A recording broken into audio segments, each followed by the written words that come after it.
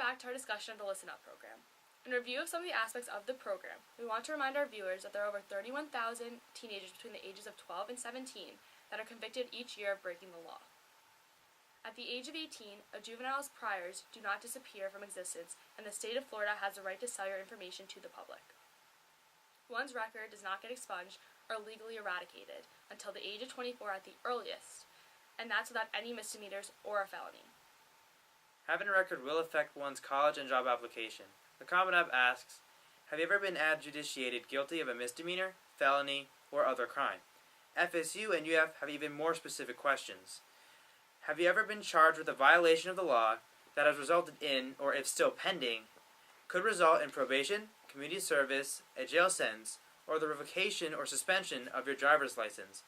Applicants have to disclose all accounts of run-ins with the law, and some Florida schools ask for committing a crime.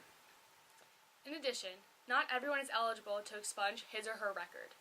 Your record is accessible to employers of a criminal justice agency, admission to the Florida Bar, employment or licensing by a public agency, employment by a school or university, or when one tries to purchase a firearm.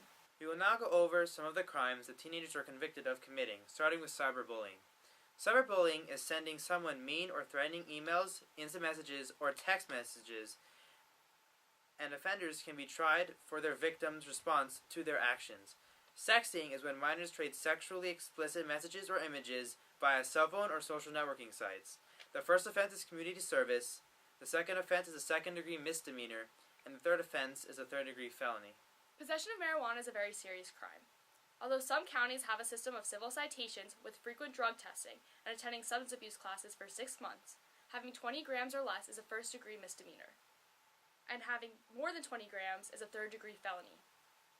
Stay out of situations that can get you arrested, even if you are not the actual one who smoked. The case is the same as with alcohol. It is your responsibility even if you do not personally possess the illegal substance. It just has to be in plain sight. The first offense of underage drinking is a second-degree misdemeanor, and the second offense is a first-degree misdemeanor. Allowing someone without a driver's license to drive your car will result in you getting a second-degree misdemeanor, not the driver. An open house party can lead to 60 days in jail for the people who own the residence, not the people who are at the party. An open house party is any social gathering of minors where drugs or alcohol are consumed or possessed. And just as Morgan has explained about alcohol and drugs, possession of tobacco does not mean that you are smoking a cigarette. One can simply be holding it or being around it to be considered in possession. Possession of tobacco under the age of 18 suspends one's driver's license and requires community service, going to anti-smoking courses, and payment of a fine. Also, having possession of a fake ID is a third-degree felony that can result in 5 years in a state prison.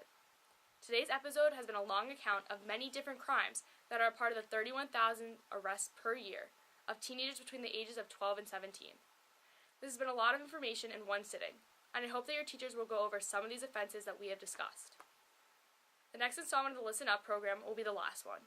And until then, remember to please think before you act.